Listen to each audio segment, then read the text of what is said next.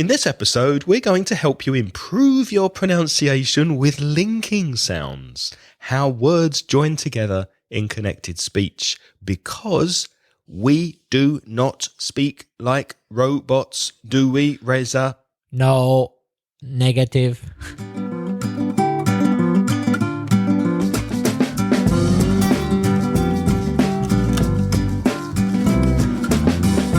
I'm Craig. And I'm Reza. And if you're a new listener to this podcast, welcome. With over 40 years of teaching experience between us, we'll help you improve your English and take it to the next level. First, we have an audio message, Reza, from Jose from Mexico.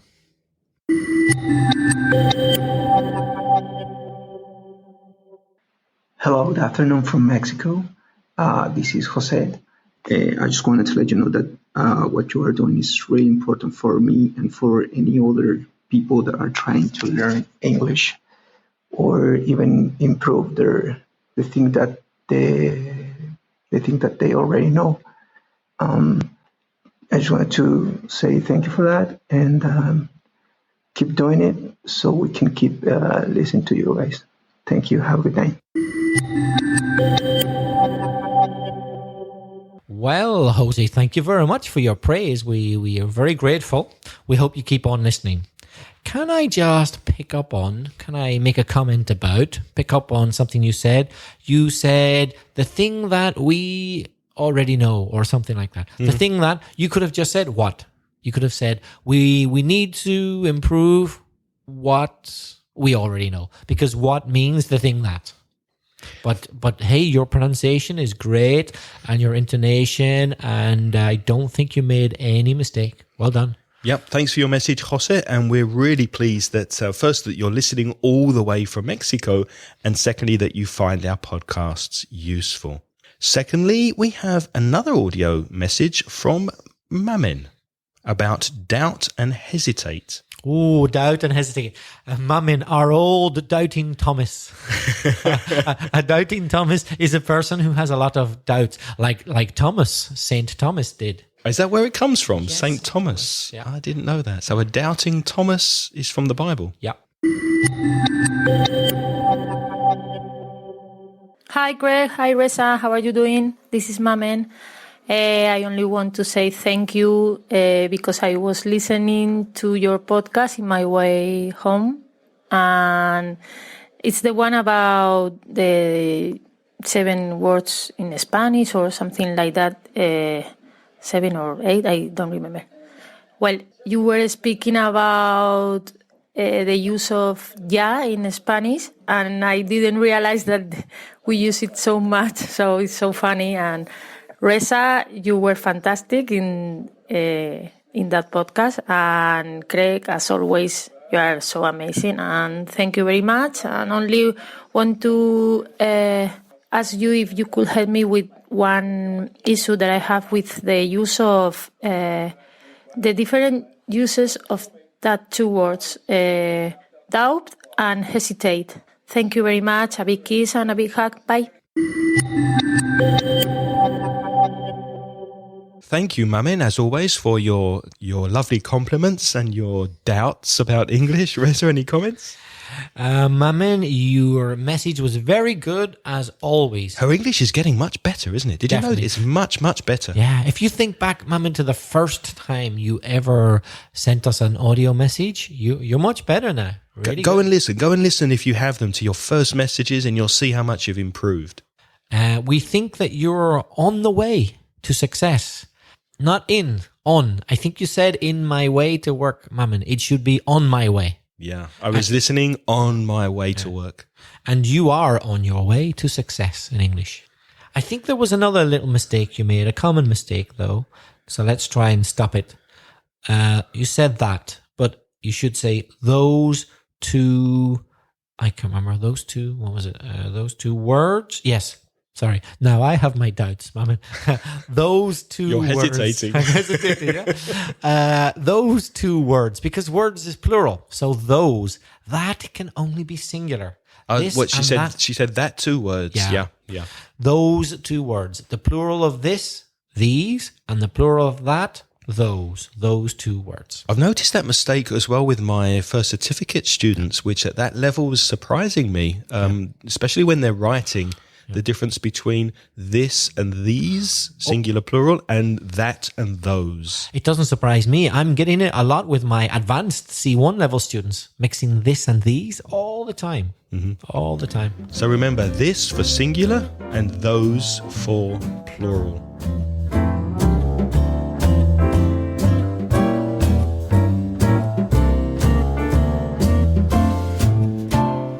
So, expressions with doubt. I doubt if we can help Mamin.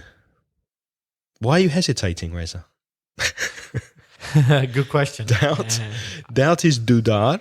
So, for example, I doubt if we'll be making a special Christmas podcast this year. Is that true? What do you think? I don't know. Let's think about it. We'll think about it. Because we did one last year. I think we did one previously as well. We'll think about it. But I doubt if we'll be making a special Christmas vocabulary podcast this year. You can just look at the one from last year. Exactly. Because Christmas never really changes, does it? A Christmas tree is always a Christmas tree, and Santa Claus is always Santa Claus. And those cheesy songs, las canciones cutres, they don't change either. They keep repeating. Remember the songs we put on? From the 1980s, Yeah. Showing our age. I doubt that I'll be eating turkey on Christmas Day. Oh, why not? Because I don't really celebrate Christmas, and I don't think I'll be having a Christmas dinner. So I doubt if I'll be having dinner. I doubt if I'll be having turkey this year. So Craig doubts it. He thinks it probably won't happen. Right. Did you have doubts about the consistency of this podcast when we first started? Did you doubt that we'd be able to produce one every week? I must admit I did. I had my doubts. I doubted it. Yeah. You can also have your doubts. To have doubts is to doubt. I thought it wouldn't be this successful. I'm quite surprised it is, but I'm delighted. Me too. So in all those examples, I doubt I'll be eating turkey. We had doubts. We didn't have doubts about the consistency of the podcast. You can't use the word hesitate. No, hesitate is just to do with waiting, isn't it? Mm-hmm. Whereas doubt is to be unsure. Right. I would say no, more or less. Yeah. In the dictionary, it says to doubt means to lack confidence in something, to disbelieve, to question, or to suspect. And to hesitate means to stop or pause before making a decision or before doing something. The thing is, in the dictionary, doubt has the translation of dudar, and so does hesitate. But hesitate has also a word that I didn't know, which is vacilar. Did you know that word? Yes, I've heard that word in Spanish, vacilar. But so that's hesitate. But can you use vacilar for doubt? I don't think so. Maybe in a flexible translation, you might get away with it. Depending on the context, maybe. Yeah. Anyway, some expressions with doubt that might be useful for Mamin and other listeners. How about, Reza, if you say the Spanish for these expressions, because your pronunciation's better than mine, and then we'll leave a couple of seconds for the listeners to try and say the English before I do. Okay. Does that sound like a plan? That's a good idea. Okay. Expressions with doubt. First one. Sobre esto existen dudas. There is some doubt about it. Fuera de duda. Beyond doubt. Más allá de toda duda. Beyond all reasonable doubt. Poner en duda. To cast doubt on. Sacar a alguien de dudas. To clear up somebody's doubts. Tener sus dudas acerca de algo. To have one's doubts about something. Sin duda. No doubt. And can you give me another translation of sin duda? Maybe sin duda alguna. Without any doubt. And what about another translation of poner en duda? To throw doubt on. So earlier we had to cast doubt on, but you can also say to throw doubt on something. All of these collocations with their translations you can find at inglespodcast.com/132. Let's look at hesitate. Well, as we often say, don't hesitate to contact us if you have any questions. You can send me an email, send Craig an email, send us a voice message. Don't hesitate. No dudas. No dudes, no vaciles. Hazlo. Don't hesitate to get in touch. I have an example, I think, showing the difference of hesitate and doubt. Did I tell you ever that I did a bungee jump when I was in New Zealand a few years ago? Yes, that's right. So obviously a bungee jump, which is, I said puenting in Spanish. I did a bungee jump, which was a bit scary. And obviously just the moment before I jumped off of a bridge, I hesitated. I didn't jump without thinking.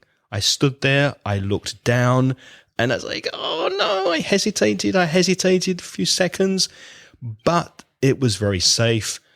Everybody there was very conscientious, which means they were very careful about safety. I had no doubt it was safe.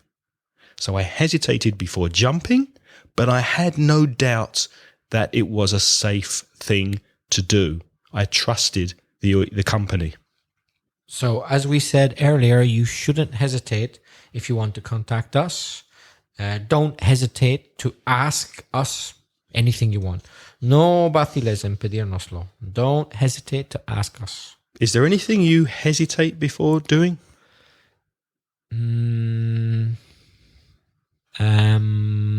Answering your questions?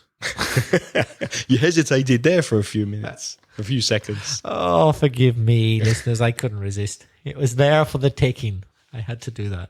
So thank you for your question, Mamen. We hope that we've cleared up your doubts between doubts and hesitate. But if it isn't clear, please let us know and we'll try again another episode. If you are in any doubt, please tell us. Don't hesitate to contact us.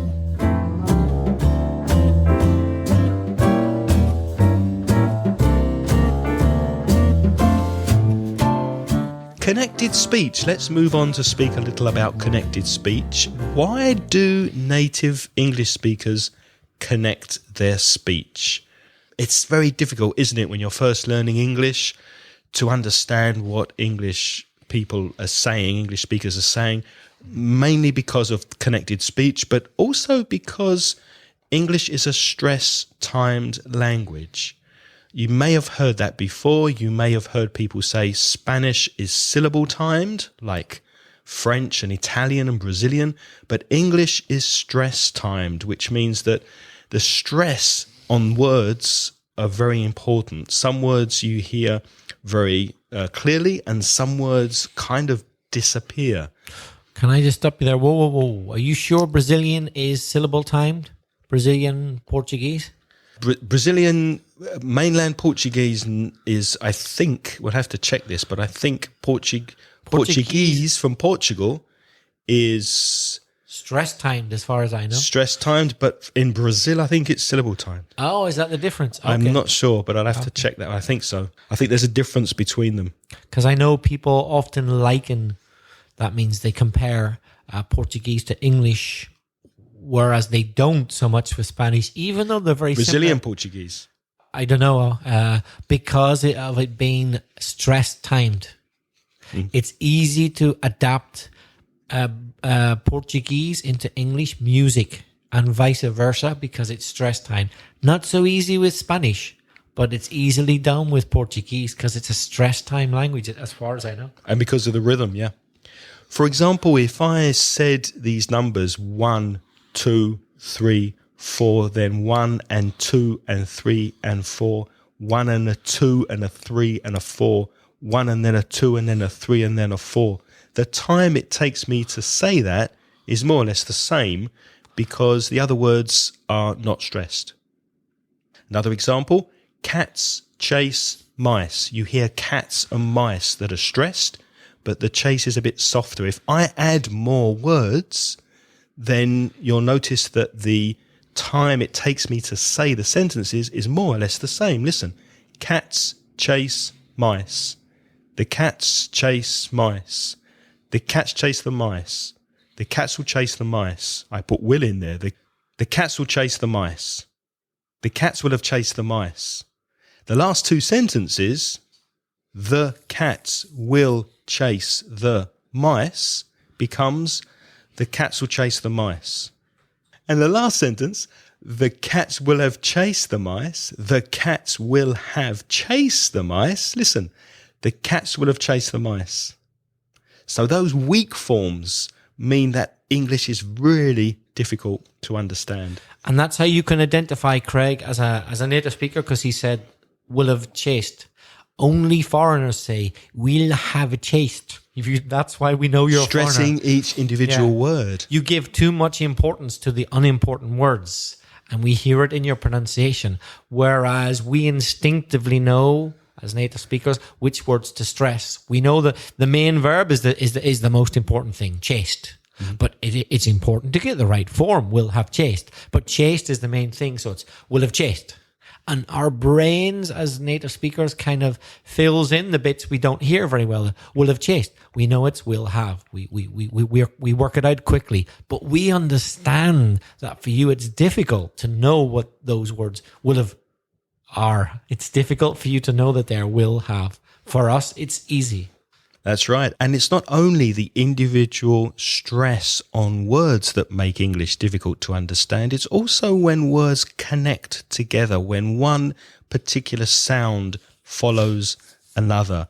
For example, these three words, here and there. Here and there.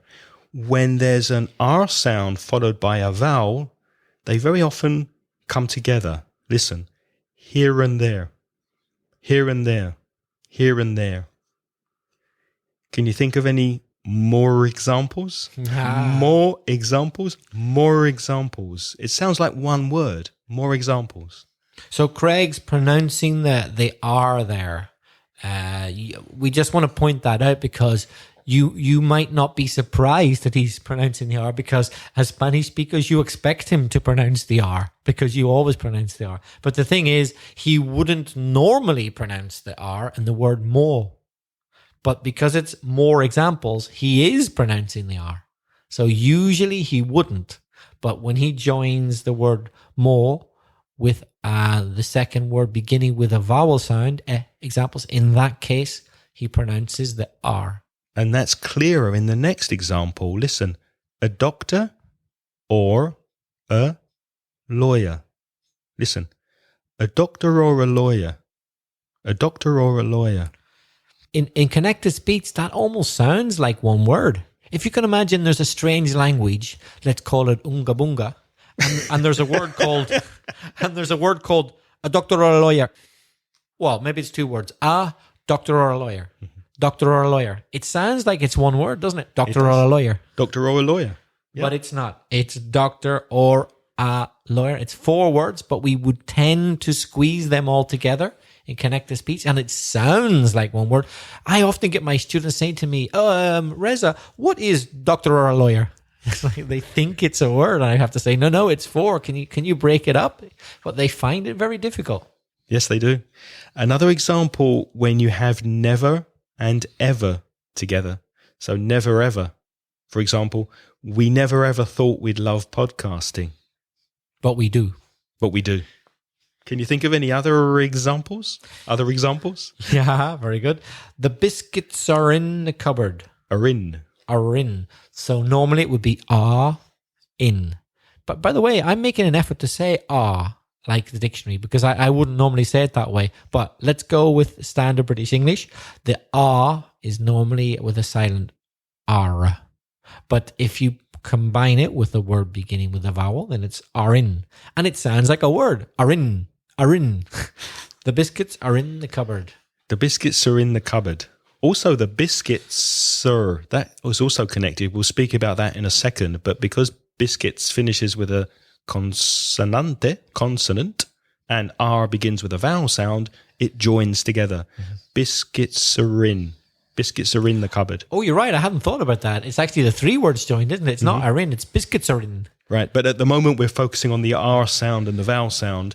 In a second we'll speak more about consonants and vowels joining together. But biscuits are in. It sounds to me like, I wonder if Elisa could help me, but if there were a word, biscuits are in, it would be a Finnish word, I reckon. It sounds Finnish to me. Biscuits are in. Yeah, could be Finnish. Is biscuits are in a Finnish word? I don't know. I don't know. In English, it's three words. But when you say it in connected speech, the biscuits are in, to me, it sounds like possibly a Finnish word in isolation. But there's one thing that's for sure. When Reza comes here to do a podcast and we make tea, the biscuits are finished. Yes, I make sure of that. There's none left. The biscuits are finished. I have no doubt about that. I'm going to finish all the biscuits. One more example.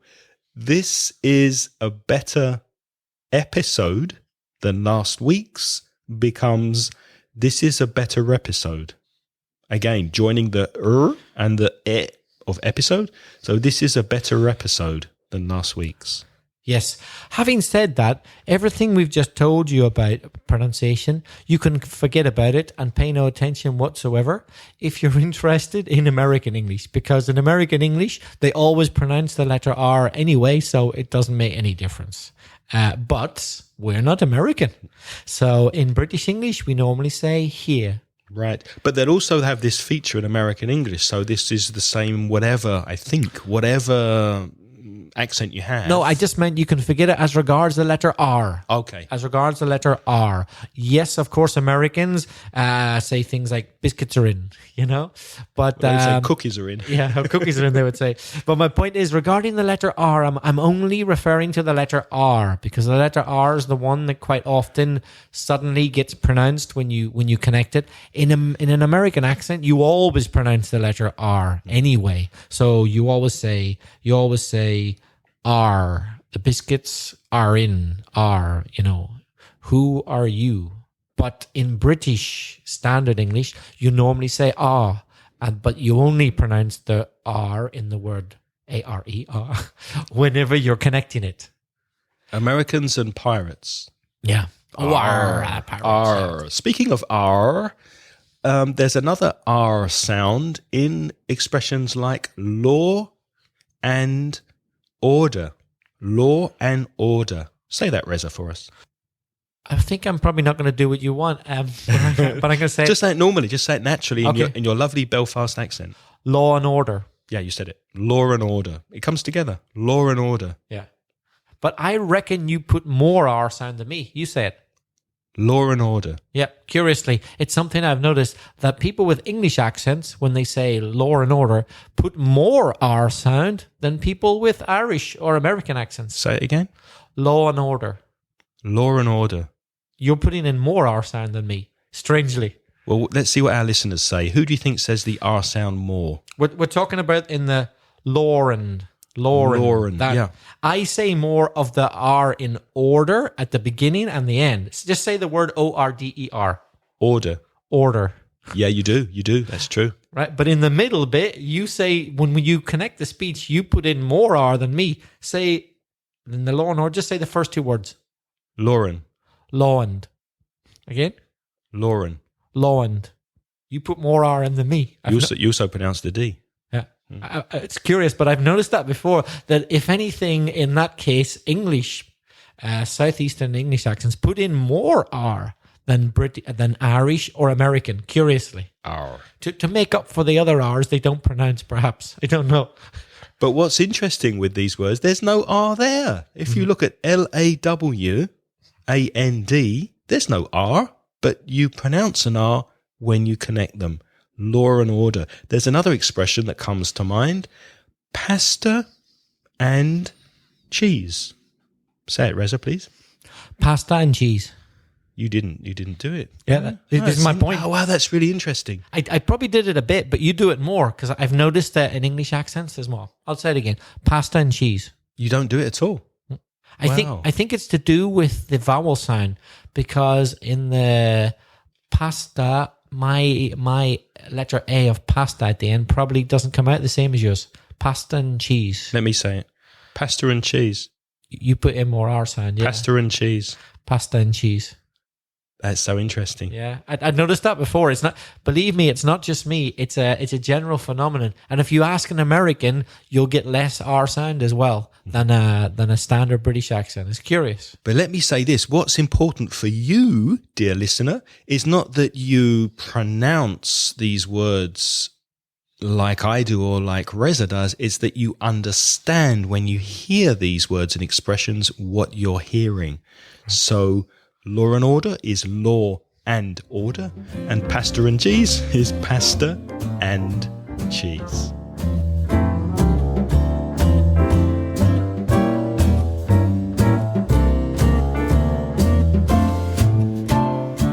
Another sound that intrudes, this is called intrusion in linguistics. Another sound that doesn't exist when you write the words, but you hear it when you say it, is the W sound in words like go away. Go away. Go away. Go away. So we're putting we agree with that one. We agree on that one for sure.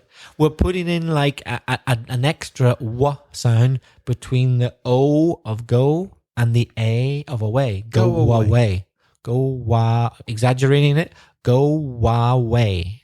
Go away. Exaggerated. It becomes one word. Go away. Another example. No, I can't. Try that, Reza. No, I can't. Yeah, it's there. The W's there. No, I can't. Yeah. No, I can't. Instead of saying I, it sounds like why. There's no, a w. No, I can't. No, I can't. Not very strong, but it's there. It's there. Say it again. No, I can't. No, I can't. Yeah, we both do it. Another intrusive sound, another sound that isn't there really until you speak. Yeah. She isn't there. She isn't there. There's a Y sound, a Y sound between the she and the isn't. Listen, she isn't there. She isn't there. Yeah, we agree with that too. Tea and biscuits. Tea and biscuits. Tea and biscuits. Yep. Tea and biscuits. Between T and the Y sound. Tea and. And what's more, you join it together and it sounds like a word. Tea and. Would you like some tea and biscuits? Actually, I would. After this podcast, I wouldn't say no. One of the best ways to understand and recognize these pronunciation differences is to speak with a native speaker. And there's no better way than with our sponsor, italki. Italki is an internet website where you can find and learn with professional online teachers from all over the world. Australians, Americans, Irish, British, whatever pronunciation you would like to learn with, you can find a teacher from that part of the world. Italki is a very affordable service because it's not a language school. It puts you in touch directly with the teacher, and it's a very convenient way to study because you can study more or less when you have free time. There's a wide variety. There's a huge range of teachers available through Italki, and you could book them at a time that's convenient for you. If you would like more information, go to inglespodcast.com/italki. And Reza and I would like to say thank you to Italki for sponsoring Aprender Inglés con Reza y Craig. Let's go on with some more strange features of connected speech when we talk. Let's talk about consonants plus vowels. Quite often when you have a consonant sound followed by a vowel, they seem to join up and form one sound. Like, I need it. I need it. Need it joins up because need ends with a consonant, d, and it begins with a vowel, it. And what's more, the two words are very connected in meaning, the verb need and the object it, so it's natural to join them up in speech. I need it. Yeah, we had that before, didn't we, with the biscuits are in the cupboard. The biscuits consonante, esse, and biscuits are in Biscuits are in the cupboard. And again, consonant D with I, need it, really becomes one word, doesn't it? I need it. Other examples are say a word, the y sound in the middle, say a word. So normally in the word say, there is no y sound, although the letter Y is written, right? But it's pronounced say. But when you follow it with a, then the letter Y gets pronounced as y. Say a word, say a word. Say a word. Or read a text. Read a text. Reader. Sounds like one word, but it's not. It's read. But in connected speech, read a text. And if you've got two consonants together, dos consonantes, then just pronounce it once. For example, big, girl. Big finishes with g, and girl begins with g. Big girl. She's a big girl. Just one sound. Craig's a big girl's blouse. the expression a big girl's blouse is like blandengue. I'm joking. He's not really. And Reza is the best teacher in Valencia. Actually, in the world. Oh, no. You're the best teacher on all the podcasts. Best teacher, two T's, just use one T. Best teacher. Best teacher. Craig, if you were in Australia and you heard, "G'day," what are they really saying? They're really saying good day. And if you say that in a normal British accent, you'd probably just use one D. So good day. Good day. And if you add that to the strange Australian accent, if you're not familiar with it, you honestly would find it quite hard to understand them. G'day, sport. G'day. G'day, mate. Sport. And in an Australian accent, by the way, there's even less R sound than in a standard British English accent. So sport is like saying mate, friend, hello, pal, majo in Spanish. But instead of sport, it comes out in an Australian accent as sport. Sport. Good day, G'day, sport. G'day, sport. No R sound at all. G'day, sport. I was just driving in my car. Car is car in the Australian accent. It's as if it was written K-A. Car. In my car. We'll talk about Australian accents more another day. It's a world of its own, isn't it? It is. It is. One final example of two consonants together. Fast train becomes fast train. So take the fast train. Craig, have you anything to say about your relationship with chocolate? Yes. I need to stop eating chocolate. Ooh, that was difficult, wasn't it? Yeah. Need to becomes need to. Again, weak form on the to, it becomes to. I need to stop eating. The two words connect because stop ends in a consonant and eating begins with a vowel. So stop eating. And chocolate. Remember, chocolate has two syllables, not three, two syllables. Chocolate. So the sentence, I need to stop eating chocolate. It's quite difficult. Difficult for a non-native speaker to understand. Can you give us another example? You play the violin, don't you? I do. Play your song on the violin. Oh, not now. But I promise in a podcast coming up soon, I will.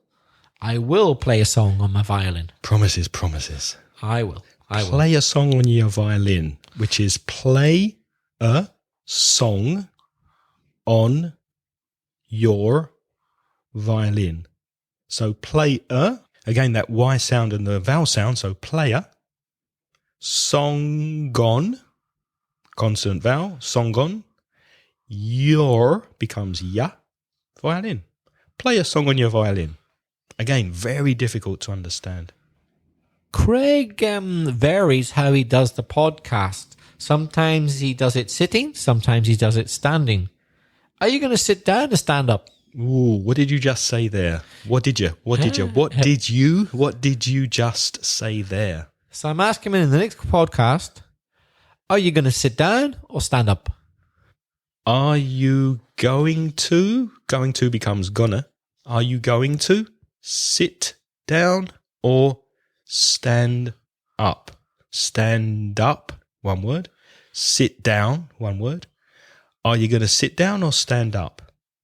Wow.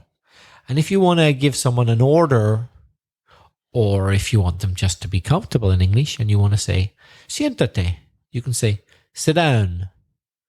and we don't bother to pronounce the T from sit. It kind of merges with the D. Sit down. That's right. Sit down. Sit down and shut up. Well, that's not so polite.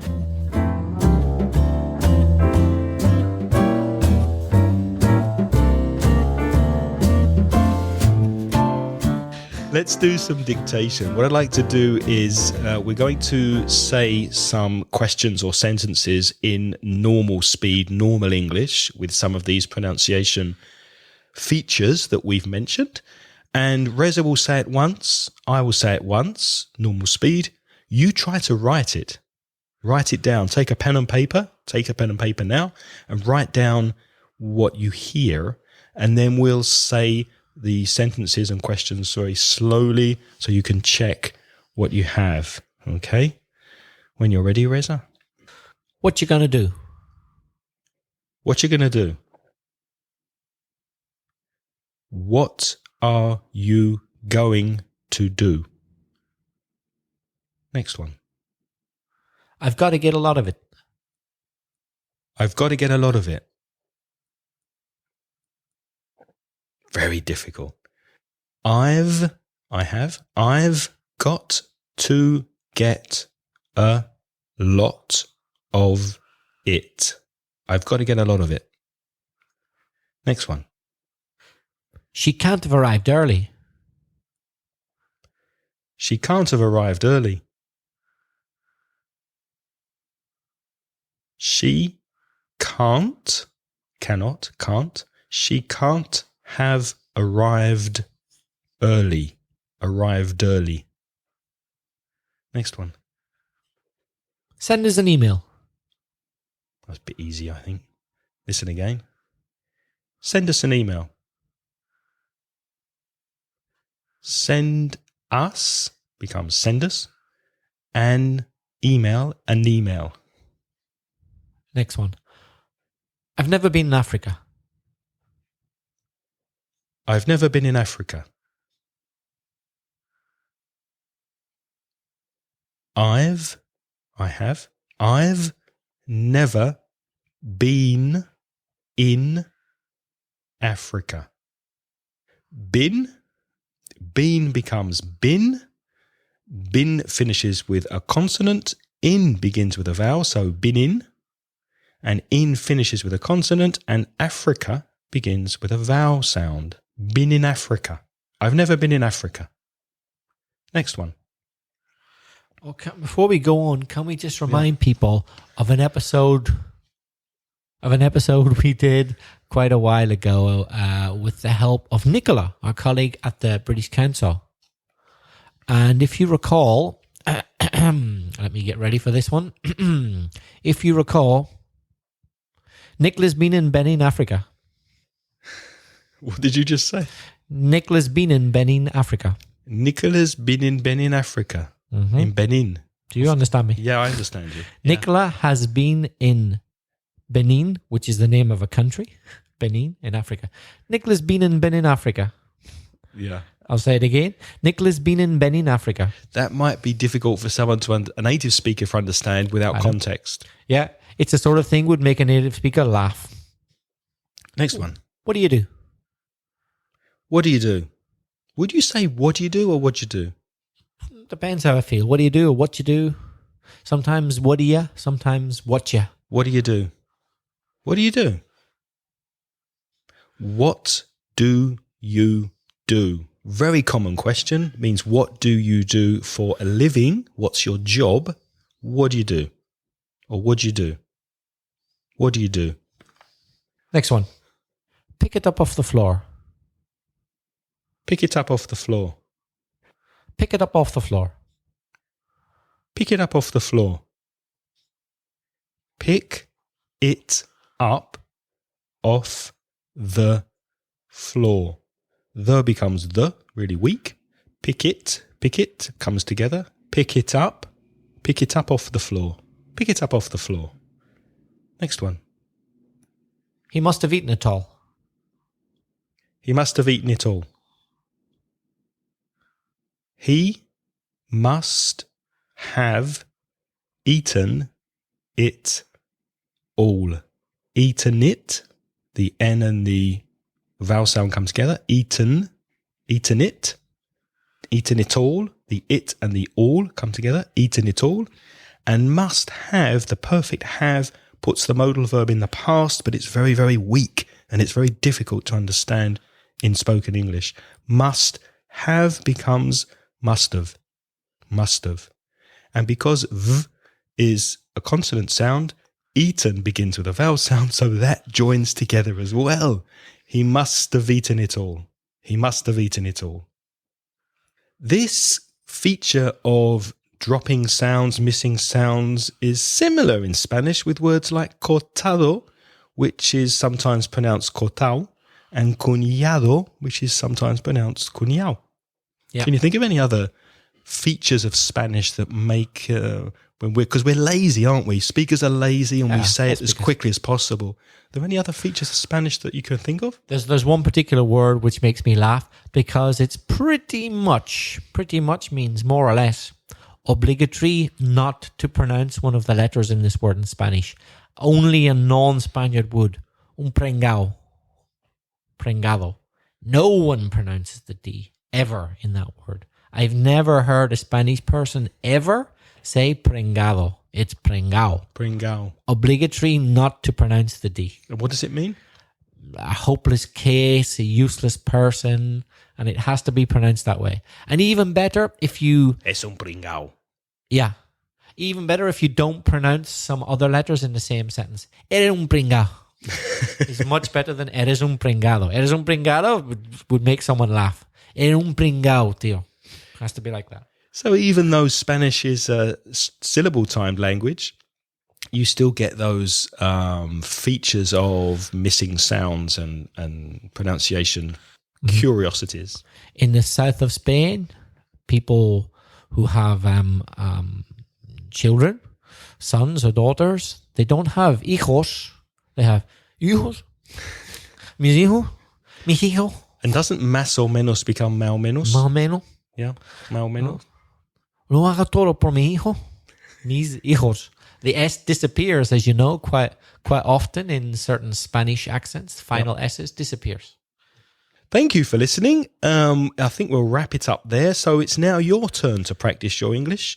If you have a question for us or an idea for a future episode, please don't hesitate to get in touch.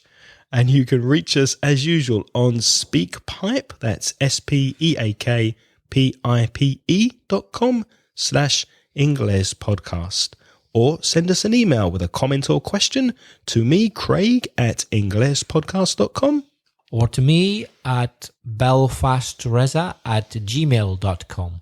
And if you'd like more detailed show notes, go to patreon.com/Ingles podcast.